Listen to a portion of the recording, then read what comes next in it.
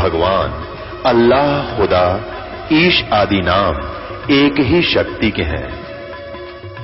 वो कैसा है, कहां है, कैसे मिलता है, किसने देखा है? ये प्रश्नवाचक चिन्ह पूर्ण रूप से हटाने के लिए अवश्य सुनिए जगत गुरु तत्वदर्शी संत रामपाल जी महाराज के अमृत वचन, सर्व पवित्र धर्मों के पवित्र शास्त्रों के आधार पर। जग सारा रोह गया रे, जिन सतगुरु वेद न जाण्या।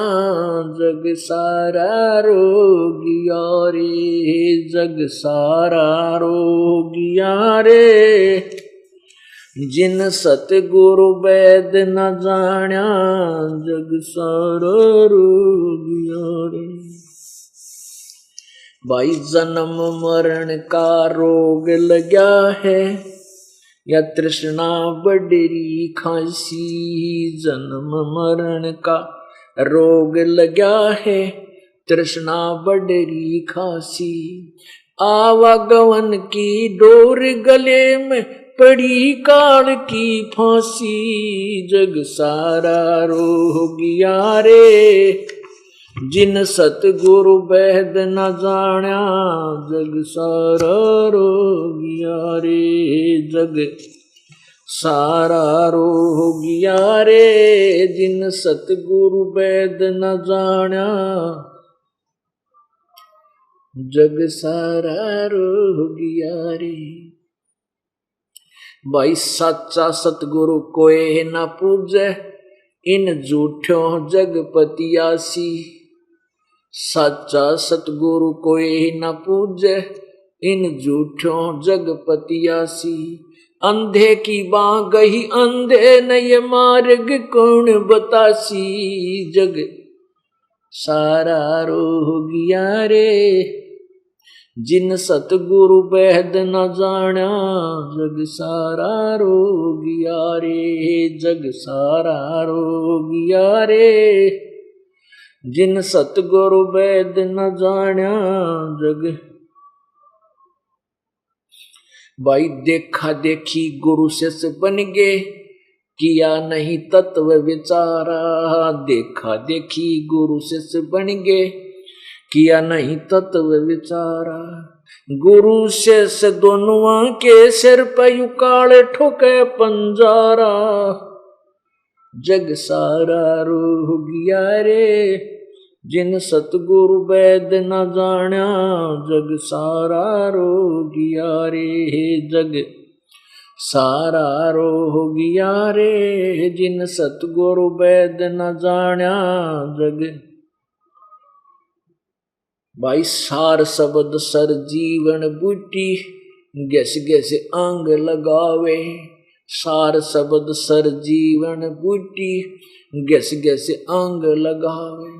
कहे कबीर तुम सतकर मानो, ये जन्म मरण मिट जावे। जग सारा रोह गया रे, जिन सतगुरु वेद न जाण्या। जग सारा रोह गया रे, जग सारा रोह गया रे, जिन सतगुरु वेद न जाण्या। जग सारा रोह गया रे। अपने आत्मा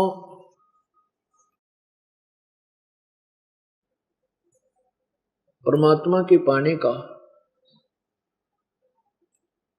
एक सीधा रास्ता है, वो है सत्य नाम, और फिर उसके बाद सार नाम।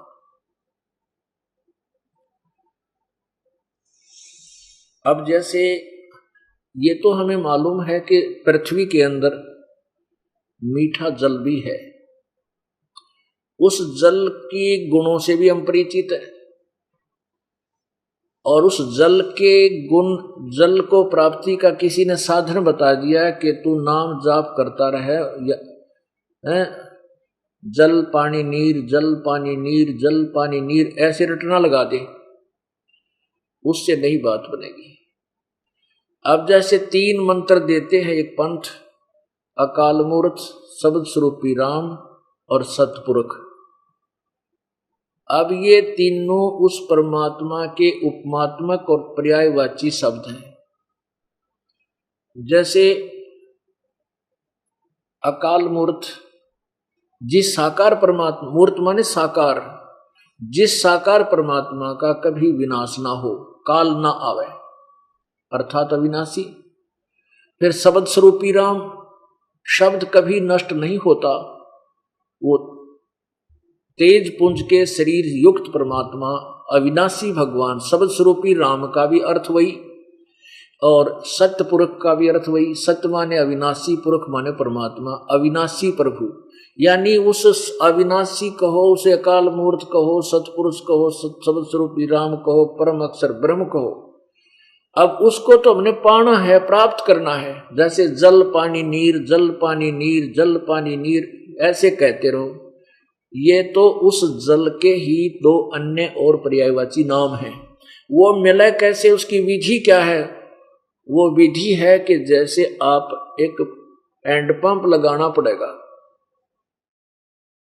एंड पंप का प्रोसीजर है कि उसमें एक लोहे की पाइप होती है, उसके अंदर से एक इंस्ट्रूमेंट डाला जाता है, उसने बोकी बोले हैं, बोकी, और वो पाइप के अंदर से बोकी मार मार कर मिट्टी बाहर निकालते रहते हैं। वो बोकी लगाते लगाते मिट्टी, यानी एक होल बनाते हैं, नीचे बोर करते हैं। तो ये सतनाम रूपी बोकी आपने लानी पड़ेगी श्वास और उश्वास से। ये सतनाम का आपको दे दिया, आपने इसकी बोकी लानी है। श्वास से एक मंत्र बाहर छोड़ना श्वास से, दूसरा मंत्र अंदर लेना उश्वास से। तो ये बोकी मारो, आप लगाते रहो।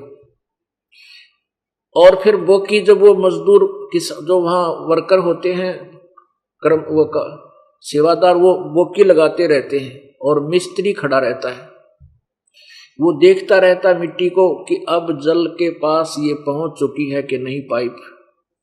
जब वो जल के पास, जब तक जल के पास नहीं पहुंचती है, वो स्थान नहीं है जहां जल मिल जाता, तब तक वो कहेगा और लगाओ और लगाओ, चलते रहो।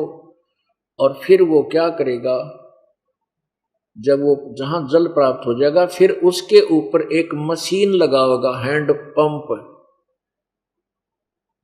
तो ये सतनाम तो समझो बोकी मारने को आपको दे दी, क्या बोकी लगाओ, अर्थात उस जल तक पहुंचो। सतनाम, केवल सतनाम प्राप्ति से भी मोक्ष नहीं है, जब तक सारनाम नहीं मिला। अब सारनाम क्या है? वो हैंड पंप ऊपर की मशीन है, और वो मशीन उसी समय फिट की जाएगी जिस समय ये पक्का हो गया कि अब पानी निकलेगा। और यदि कोई जल्दी करता है कि आपने 2 दिन हो गए बोकी लगवाते हैं, हमारी मशीन बांध दे, हमारा हैंड पंप चालू कर दे, तो वो कारीगर, वो मैकेनिक, वो नहीं बांधेगा उस मशीन को उस आप जी के कहने से। वो तो जब उसको लगाएगा, ऊपर फिट करेगा, तब जब उसको मालूम हो गया, ये विश्वास हो जाएगा कब ये पानी तक पहुंच चुका है। तो पुण्यात्माओं, आपको सतनाम दिया गया है। आप जितनी श्रद्धा से जितनी बोकी ला दोगे, जब भी आप उस पानी परमात्मा के निकट पहुंच जाओगे, तब आपको सारनाम दे दिया जाएगा। इससे पहले आप कितनी प्रार्थना करना, कितनी बात कहना, ये दास आपको वो मशीन नहीं बांधेगा, आपकी सारनाम देगा नहीं। अब जैसे किसी का फोड़ा हो गया, फोड़ा पीड़ा भी कर रहा है, डॉक्टर के पास जाता है, डॉक्टर देखता है कि अभी ये चीरा देने योग्य नहीं है, उसको टेबलेट दे देता है, भाई तीसरे दिन आना।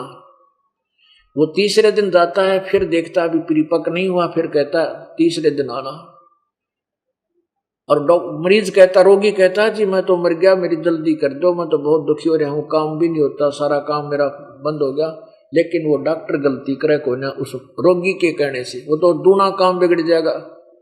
तो इस प्रकार पहले जो आपको प्रथम मंत्र दिया जाता है, ये क्या करेगा कि आपके कमलों को खोलेगा। ये हमारे शरीर के अंदर बैकबोन, जो रीढ़ की हड्डी है, इसके अंदर की तरफ एक हमारे जो है ना आंतड़ियां हैं, और उनकी ऐसी बनावट है उन क्या है आंतड़ियों की, यानी नसों की, स्नायु की। मूल कमल है हमारी जो रीढ़ की हड्डी नीचे एंड होता है, उससे 2 उंगल अंदर ऊपर ने और शरीर साइड में, बाहर की तरफ नहीं। तो वहां एक 4 पंखड़ी का आंतड़ी सी बनी हुई है, बिल्कुल वो निशान सा है, ऐसे जैसे ये अपनी हथेली पर बनी हुई है, ऐसा महसूस होता है, और अलग से नहीं दिखती वो। और इसी प्रकार फिर स्वाद चक्र है, उससे 2 उंगल ऊपर, उसमें नीचे वाले कमल में जो पहला कमल है रीढ़ की हड्डी के एंड से 2 उंगल ऊपर, वो गणेश जी का कमल है, उसको चतुर्पंखड़ी वो मूल कमल कहते हैं। उससे ऊपर फिर स्वाद चक्र है, उसमें सावित्री ब्रह्मा का वास है। और फिर नाभि चक्र है, जो हमारी सुंडी है नाभि, इसी के सामने और रीढ़ की हड्डी के ऊपर ऐसी आंतड़ी सी बनी है। अब वो जो सावित्री ब्रह्मा का यानी स्वाद चक्र है वो 6 पंखड़ी का है, और विष्णु भगवान और लक्ष्मी का जो चक्र है जिसमें उनका वास है वो नाभि चक्र है, इसकी 8 पंखड़ी है। और फिर हृदय कमल है।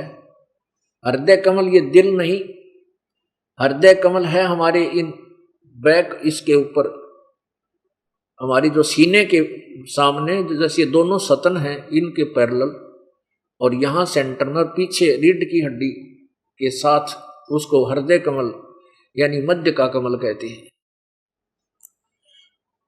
उसमें 12 पंखड़ी है, 12 ऐसे जैसे कमल के पत्ते के निशान से होते छोटे छोटे, ऐसी उसकी पंखुड़ियां सी हैं। उसमें शिव और पार्वती का अधिपत्य है। उसके बाद यहां कंठ कमल है, ये कंठ यहां नहीं, इसके बैक में, इस रीढ़ की हड्डियां थोड़ा सा बैंड होती है, इसके साथ, इससे थोड़ा सा उसके बिल्कुल एंड बैंड होने से पहले इसमें 16 पंखड़ी का एक कमल जैसी आंतड़ियां सी है, कति नाम निशान सा छोटी सी, बिल्कुल जैसे आपने यह खेतों में बेल उगी देखी होगी, छोटी छोटी उसकी पत्ती होती है बिल्कुल बारीक सी, और वो ऐसी चपटी सी रखी रहती है। तो ऐसी बिल्कुल छोटी छोटी सी निशान से है। तो जिनकी पूर्व भक्ति नहीं है वो कमल चिपके पड़े हैं, वो पत्ती बिल्कुल चिपकी पड़ी है, वो निशान भी बड़ी मुश्किल से महसूस नहीं हो सकता, देखे भी नहीं जा सकते। और ये आपको जो प्रथम मंत्र दिए जाएंगे, ये 5 मंत्र बीच बीच के, ये मंत्र आपकी पंखड़ियों को खोलेंगे, आपके इन कमलों को साफ करते चलेंगे। भक्ति करने से इन भगवानों का जो ऋण आपके ऊपर है ये खत्म हो जाएगा, और ये आपको अपने उससे आगे जाने का आपको सर्टिफिकेट, नो ड्यू सर्टिफिकेट दे देंगे। अब इसमें 7 मंत्र आपको दिए जाते हैं, प्रथम बार जो मंत्र आपको देते हैं पहले नाम में। तो पहला और लास्ट वाला ये पूर्ण परमात्मा की भक्ति का है। इनके साथ से जैसे आपको कोई एमएलए अपने पैड के ऊपर लेटर लिखकर किसी अधिकारी के नाम दे देता है, वो अधिकारी जाते ही शट टू हो जाता है। तो ये पहला और लास्ट का जो मंत्र है, इन मंत्र के सहयोग से इन आपके बीच वाले मंत्रों का एक तुरंत असर हो रहा है इन देवताओं के ऊपर, क्योंकि ये उस अधिकारी की तरफ से पैड समझ लो। तो फिर आप पहुंचोगे त्रिकुटी पर। त्रिकुटी पर आपको ये 2 मंत्र का जाप जो सतनाम का है, ये कमाई वहां काम आवेगी। त्रिकुटी पर जाकर के आपको ओम नाम की जो कमाई, सतनाम में 2 मंत्र है, एक ओम, और उस ओम नाम की जो पूजा है, जो भी आपने सिमरण किया है, उसका धन, वो वित्त आपको काल को देना होगा। श्रीमद् भगवत गीता अध्याय नंबर 18 के श्लोक नंबर 66 में कहा है कि सर्वधर्मान परित्यज माम एकम शरणम वर्ज अहम तवा सर्व पापे भ्यामुक्षामी मां शुच। क्या कहता है ये गीता ज्ञान दाता भगवान कह रहा है, काल भगवान, कि तू सर्वधर्मान परितज माम, मेरे सतर की जो तेने साधना की है, पूजाएं की है, उनको मुझ में त्याग, मेरे पास छोड़ दे। और एकम शरणम व्रज, फिर तू उस अद्वितीय जिसके बराबर दूसरा नहीं है उसकी शरण में जा, फिर मैं तुझे यहां से अपने बंधन से मोक्ष कर दूंगा। क्योंकि कर्मों के बंधन में, इसने पापों के बंधन में हमें बांध रखा है। फिर कहे मैं तुझे सब पापों से, जो पापों के आधार पर ये हमें कुत्ते गधे सूअर का शरीर देकर यहाँ बांधे रखता है, कहते फिर मैं तुझे कति मुक्त कर दूंगा। अब दूसरा जो मंत्र रह गया, जो सतनाम में 2 अक्षर है, ओम का तो दे दिया काल को, और ये यज्ञ आदि जो आपने की है, यहाँ धर्म धार्मिक अनुष्ठान करवाते हो, भंडारा होता है, यहाँ पर हवन होते हैं, ये 5 यज्ञ आप करते हो साथ में, और ये ओम नाम की कमाई काल को दे देंगे। फिर सतनाम के अंदर 2 अक्षर का मंत्र है, सतनाम के अंदर दूसरा जो मंत्र है ओम से दूसरा, उसकी कमाई वो परब्रह्म का मंत्र जाप है, वो अक्षर पुरुष का जाप है, जो गीता जी अध्याय नंबर 15 के श्लोक नंबर 16 और 17 में 2 भगवान बताए, 2 पुरुष बताए। पुरुष माने प्रभु, एक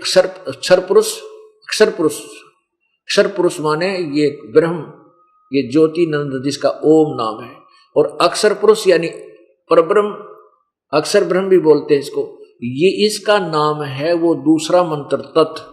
इस तत् मंत्र वो और मंत्र है जो दास को ने आपको दिया है, उस तत् मंत्र की कमाई हम इस परब्रह्म को देंगे। इसके 7 संग ब्रह्मांडों में से हमने पार होकर सतलोक जाना है। और जो सारनाम की कमाई, जो सत मंत्र है, जो सारनाम कहलाता है, उसकी कमाई से आपको सतलोक में स्थायी स्थान मिलेगा। अभी सतनाम कौन सा है ये आपको थोड़ा सा प्रमाण देते हैं कि जिन महापुरुषों ने परमात्मा पाया उन्होंने इसी सच्चे नाम का, सतनाम माने सच्चा नाम का जाप किया। इसके लिए सहयोग लेते हैं हम आदरणीय नानक साहेब जी का, कि उन्होंने सतनाम का डंडोरा पीटा, लेकिन परमेश्वर कबीर देव ने यह कह दिया था कि प्यारी आत्मा, इस सतनाम को अभी किसी को मत देना, तू जाप, आप जाप करते रहो। वो क्या कहा कि नानक साहब जी को परमेश्वर कबीर देव जी मिले थे बेई नदी पे, वो सतपुरुष मिला था, सच्चा परमात्मा सतपुरुष मिले थे। उनको बेई नदी में नहाने का बहाना करके वो स्नान करने के लिए छलांग लगाई, वहीं से उनको अंतर ध्यान किया इस प्यारी आत्मा को, और इनके शरीर को कहीं और स्थान पर रखकर इनकी आत्मा को सचखंड सतलोक लेकर गए, और वहां से फिर तीसरे दिन इनको वापस छोड़ा। वहां के व्यक्तियों ने सोच लिया था कि नानक जी की मृत्यु होगी, डूब कर मर गए। तीसरे दिन फिर ये साक्षात वहां दर्शन दिया, खुशी की लहर दौड़ गई। उस दिन के बाद पूर्ण परमात्मा को देखने के बाद उसको पता चला कि वही भगवान बनारस में काशी में धानक रूप में रहता है। तो नानक साहब जी त्याग कर यहाँ की नकली सरकार की नौकरी, सच्ची सरकार की नौकरी के लिए चल पड़े। बनारस में पहली उदासी में वो बनारस पहुंचे, पहली यात्रा में, और वहां जाकर देखा सचमुच कि यही वही भगवान जो मैंने सचखंड में देखा था, ये धानक जुलाहा या बनारस में कपड़ा बुन रहा है। तब कहा था अपनी अमृतवाणी में, प्रश्न नंबर 24 पर लिखा है, श्री गुरु ग्रंथ साहिब के 24 पृष्ठ पे लिखा है, फाई सूरत मुल्क की वेश, ए ठगवाड़ा ठगी देश, खरा सियाणा बहुता बार, ये धानक रूप रहा करतार। वहां कहा था लोगों, ये बैठा भगवान, ये रहा भगवान, आंखों में पानी। प्यारी आत्मा, जिसने जिस वस्तु की चार सामने मिल जाए वो तो फिर गदगद हो गए। तब परमेश्वर ने उनको पूरा ज्ञान बताया और कहा था, ये सतनाम का जाप कर, सतनाम के बिना जीव का कल्याण नहीं हो सकता। और ये अभी किसी को मत बताना, नहीं तो ये काल के दूत नकली संत ऋषि और गुरु इस सतनाम को देते रहेंगे, उनके देने से लाभ नहीं हो सकता, क्योंकि पूरे अधिकारी गुरु के बिना ये मंत्र भी अगर कोई देता तो भी वो शत्रु है जीव का, उससे कोई लाभ नहीं। पुण्यात्मा एक अपॉइंटमेंट लेटर होता है, अपॉइंटमेंट लेटर में एक 5-4 लाइन होती है, you are appointed for the post of such and such, your salary will be this and that, और लास्ट में एक साइन कर देता है वो अधिकारी जो सरकार की तरफ से नॉमिनेटेड है। तो उस बच्चे को पूरी सुविधा सरकार देती है, उस अधिकारी के दस्तखत साइन होने से उन्हीं कागज उस लेख पर, और वही लाइन और कोई टाइप करके और कोई अन्य दस्तक कर दे, उसका कोई लाभ नहीं होगा। बात वही है, वो पंक्ति वही है, स्टेटमेंट वही है, लेकिन वो यूजलेस है उस दूसरे के दस्तक साइन हस्ताक्षर से। तो परमात्मा ने कहा था कि भाई, नानक जी से कहा था कि प्यारी आत्मा तो जिसका जाप कर पर किसी और को मत नाम जाप मत देना, और कोई बताना नहीं किसी को।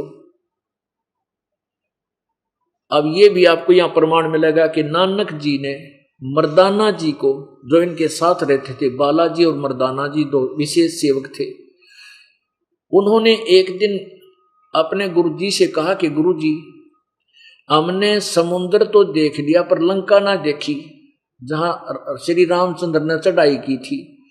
तो नानक साहब ने कहा उन दोनों को, बाला और मर्दाना के, कि तुम आंखें बंद करो। आंखें बंद करी, फिर कहा इनको खोलो। खोली तो क्या देखा, समुद्र के किनारे खड़े थे। और फिर कहा कि तुम मेरे पीछे पीछे समुद्र के ऊपर चलने आ जाओ, तुम मेरे साथ जैसे पृथ्वी पर चलते हैं ऐसे चलो, और वाहे गुरु सब मंत्र जाप करते रहना। अब वो तीनों के तीनों गुरु नानक देव जी, साथ में वो दोनों बच्चे सेवक चल पड़े। वो तो नानक देव जी क्या करते हैं, यानी इस बात को दृढ़ करने के लिए कि कहीं इस मंत्र का कितना ऊर्ज करना हो जा और ये काल के दूत इसको अगर डंडोरा ना पीट दे। नानक साहब जी मौखिक जाप करने लगे उस मंत्र का, और मर्दाना ने सुन लिया गुरु जी तक कोई और मंत्र बोला है, हमारे को कह दिया वाहे गुरु। तो वो वाहे गुरु छोड़कर वो मंत्र जाप करने लगे जो नानक साहब जाप करते जा रहे थे, मौखिक बोलने लगे वो जानबूझ के। उसने उनसे पहले कभी नहीं बोले थे, उनके सामने गुप्त सिमरन होता है, वो श्वास से बेरा भी नहीं, पता भी नहीं चलता दूसरे को सिमरन हो रहा कि नहीं हो रहा। तो जो ही मर्दाना उस वाहे गुरु छोड़कर वो मंत्र जाप करने लगा सच्चे नाम का, न्यू बोल बोल के, तो वो डूबने लगा। नानक साहब ने देखा, तो नानक जी बोले कि तू क्या जाप कर रहा है, अगर जो आप कर रहे हो वही मैं कर रहा हूं। कह रहा नहीं, तो वही जाप कर जो मैंने तुझे कहा, और ये भूल के मत करना। तो फिर वो वाहे गुरु करने लगा, तो चल पड़ा। कहने का भाव ये है कि इस मंत्र को अभी तक कति गुप्त रखना था, परमेश्वर के आदेश से, कबीर भगवान के आदेश से, इसलिए नानक जी ने किसी अपने अनुयायी को नहीं बताया। पूरे सिख समाज में ये मंत्र नहीं है। और ये एक बार इस दास को एक रोहतक के अंदर एक गुरुद्वारे का पुजारी मिल गया,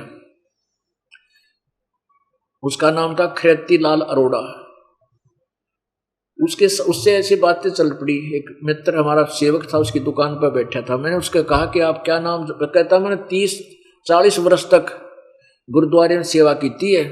मैं बोला तुम क्या जाप करते हो, क्या जाप किया करते हो? कहने लगा वाहे गुरु। मैंने कहा वाहे गुरु जाप नहीं है। वो मंत्र दिखाया मैंने उसको, कि चलिए कुछ आंख खुल जाए इसकी। वो लिखा हुआ था प्राण संगली में, यही दो अक्षर का मंत्र प्राण संगली में क्लियर लिखा हुआ है। मैंने कहा देखो गुरु नानक जी कहते हैं ये नाम जपो। ये तो साढ़े गुरुआ ने जपना सी, असी नहीं जपना, वो असी तो वाहे गुरु जपना है। मैं कहा अच्छा भाई ठीक है। वो अब पता चला, क्योंकि ये जो जन्म साखी है दास को अब एक बच्चे सिख समाज के बच्चे ने बताई उसने, क्योंकि ये ज्ञान ऐसा है फिर आदमी विवश हो जाता सोचने के लिए। तो अपने अपने सदग्रंथों से प्रत्येक धर्म के बच्चे अब वर्तमान जिन्हें भगवान से परिचित हैं और फिर वो गहराई से जा सकते हैं उनमें। तो उस बच्चे ने जन्म साखी को देखा उसी ने मुझे अभी अब जेल से आने के बाद इस जन्म साखी में दास ने देखा है कि ये मंत्र वही नानक जी के पास इसमें क्लियर है। वैसे तो हमें पता था, प्राण संगति में भी परमात्मा ने बता रखा था, नानक जी भी यही जाप किया करते थे, लेकिन प्रमाण कहां से दें? ग्रंथ साहिब में ये मंत्र लिखा हुआ, लेकिन दो हिस्सों में है, एक स्थान पर नहीं लिख रखा ग्रंथ साहिब में, गुरु ग्रंथ साहिब के अंदर। और प्राण संगति एक छोटी सी बुक है जिसके विषय में लिखा है कि ये जो वाणी है गुरु ग्रंथ साहिब के संग्रह करते समय बच गई थी, क्यों? लेखकों लिखने वालों के पास जगह जगह टुकड़ों में थी, वहां से लाई गई, फिर लिखा गया। और ये प्रमाणित है गुरु नानक देव जी की पहले महले की वाणी है। और ये पटियाला हाउस, उस पटियाला में ये विद्यमान है, संगरूर में है, पता नहीं पटियाला, सुरक्षित रखी है लाइब्रेरी में। तो पुण्यात्माओं, अब और आत्मा दृढ़ होगी कि मैं आपको समझा सकता हूं। वैसे तो दास को तो पहले ही पता था ये मंत्र सही है, दृढ़ विश्वास था, और अब इन सदग्रंथों में और मिल गया तो आप जी को विश्वास हो जाएगा। आप जी को मैं परमात्मा के निकट ला सकता हूं इन सदग्रंथों को दिखाकर। अब देखिए प्राण संगली, भाई बाले वाली, ये सब तो बड़ी भाई बाले वाली जन्म साखी, प्राण संगली नहीं जन्म साखी। इसका कौन है प्रकाशक? Doctor Jawahar Singh Kripal Singh and company. ये देखिएगा, भाई बाले वाली ई जन्म साखी अज तक छप चुकियां नालों वड्डी है,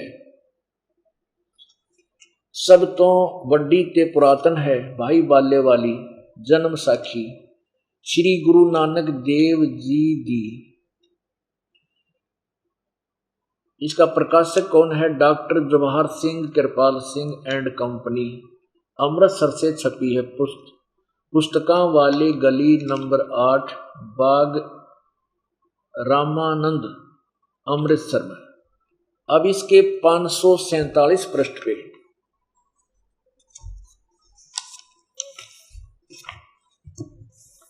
ये है 547 पृष्ठ, समंदर दी साखी। यहां से शुरू करते हैं। बाही बाला संधुवाच, बाला संधुवाच, वाच माने उसका उच्चारण।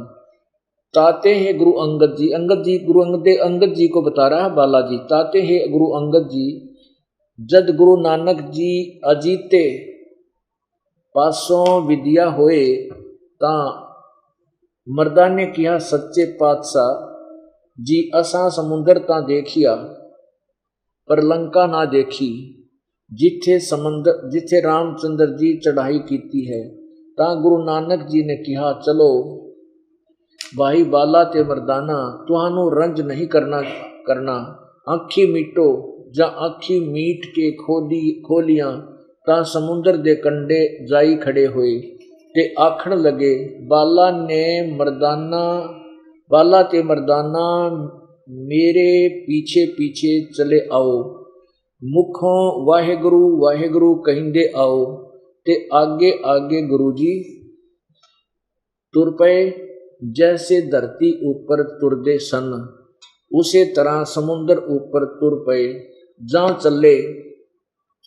चले जान ते पीछे बाला ते मर्दाना जावण, ता मर्दान ने विचार कीती कि गुरु नानक देव जी तो ओम सोहम जपदे जांदे सन, ओम सोहम जपदे जांदे हन, ता मर्दाना भी ओम सोहम लगा जपण, ता लगा गोते खावण, ता गुरु नानक जी देखण, ता मर्दाना गोते खांदा है, ता गुरु नानक जी कहा मर्दाना गुरु जी दी करनी वल नहीं देखना, गुरु दे वचना पर चलना चाहिए, तू मर्दाना ओहे आख जे असा आखिया है, ता मर्दाना फिर लगा वाहेगुरु वाहेगुरु कहन, ता फिर जल उते उसी तरह तुरन लगा। अब पुण्यात्माओं, अब ये सच्चा नाम है, सत्य नाम। और परमेश्वर ने कहा था धर्मदास तो लाख दुहाई, ये सार शब्द कई बार न जाई, सार शब्द बार जो पढ़ी, बिचली पीढ़ी हंस न तरही। परमात्मा ने ये दूसरे मंत्र का खुलासा तो कर दिया, लेकिन सार नाम को बिल्कुल बंद कर दिया। गुरु नानक देव जी ने लिखा तो है अपने पूरे ग्रंथ साहिब में एक स्थान पर, ये प्रमाण कराने के लिए कि वो वस्तु है जो दास बताएगा सत्य। पूरे गुरु ग्रंथ साहिब में एक स्थान पर सार नाम लिखा है, और सतनाम को भी अलग अलग टुकड़ों में, क्योंकि ये जो प्राण संगली वाली वाणी है, जहां तक इस दास का विचार है, इसलिए गुरु ग्रंथ साहिब में नहीं लिखी उन महापुरुषों ने कि इसकी उन प्राण संगली में ये कलियर शब्द था जो जैसे अब क्लियर है। तो हो सकता है उन महापुरुषों ने गुरु ग्रंथ साहिब का संग्रह करते समय जानबूझकर अलग छोड़ दी हो कि कहीं किसी के मुख पर ये चढ़ जाए और गुरु जी का आदेश है इसको जाप नहीं करना, कोई इसको जाप ना करने लग जाए, ये भी हो सकता है। तो ये अब इस समय इसका खुलासा करना था। तो सार नाम का तो जिक्र भी नहीं किया नानक जी ने, किसी को कहीं आपको नहीं मिलेगा। और ऐसे ही आदरणीय गरीबदास साहब जी की वाणी में एक ही स्थान पर लिखा है, ये केवल हमें ये दृढ़ता देने के लिए कि जो नाम आप मुझे बताया गया है वो सत्य है। अब वाहे गुरु क्या है, वाहे गुरु मंत्र क्या है, ये किसकी तरफ संकेत है? जब परमात्मा कबीर देव जी यहां पृथ्वी पर विराजमान थे सतगुरु के रूप में, तत्वदर्शी संत के रूप में, और जब गुरु नानक देव जी को बेई नदी से वो सतलोक में लेकर गए और वहां अपना वास्तविक रूप दिखाया और फिर सचखंड के पूरा ज्ञान दिया कि तत्व गुरु यानी पूरे गुरु के बिना जीव का छुटकारा नहीं हो सकता, और पूरा गुरु ये मंत्र देता है। तब परमात्मा सतलोक में कबीर जी को देखकर, उस पूर्ण परमात्मा को देखकर, जब नानक जी ने बनारस में भी देखा उसी परमात्मा को, जब कहा था वाहे गुरु वाहे गुरु, वो कहते वाह गुरु या गुरु जी तेरी वाह। तो सचमुच तो कहते झांकी वे कबीर की, जैसे आदरणीय गरीबदास साहिब जी को परमेश्वर कबीर जी ने अपने सतलोक सचखंड का ऐसे ही दृश्य दिखाया जैसे गुरु नानक देव जी को दिखाया, और उनको फिर ये पूरा ज्ञान बताया, वो अपना पूरी जो है ना उसकी दिव्य दृष्टि खोल दी। तब नानक जब आदरणीय गरीबदास साहिब जी ने जो भी जिन महापुरुषों के साथ परमात्मा मिले थे उनमें से एक नानक जी के बारे में भी लिखा है, हम सुल्तानी नानक तारे दादू को उपदेश दिया, जात जुलाहा भेद न पाया वो काशी माहे कबीर हुआ। कि हम सभी गरीबदास जी समेत और अब्राहिम सुल्तान अधम जिसके विषय में आपको कल सत्संग सुनाया था, हम सुल्तानी नानक तारे गुरु नानक जी और दादू को उपदेश दिया, दादू जी को भी परमात्मा कबीर जी आकर मिले, और जाति जुलाहा भेद न पाया वो काशी माए कबीर हुआ। तो क्या बताते हैं कि झांकी वेख कबीर की, नानक कीती वाह सिखा के गल पड़ी कौन छुटावे था। अब नानक साहब जी ने तो परमात्मा को सचखंड में देख कर कहा था वाहे गुरु वाहे गुरु।